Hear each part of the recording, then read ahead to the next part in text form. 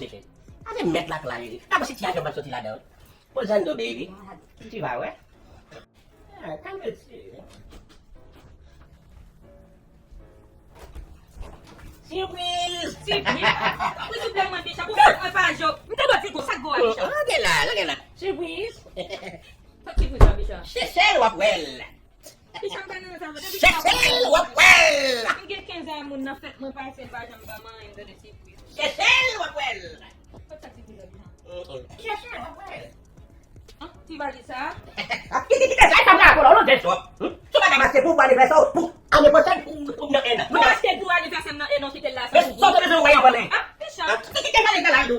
Kita kemana? Punya lagi buat taxi, ini motor saya buat. Bukan lagi kata bang yo sana. Kita tu. Oh, é para dia ver popcorn e fé. Depois dia nanti dia vai gondi. Como dia vai bom dia Abisha. Uba kau tervini sini, bukan nasib baik di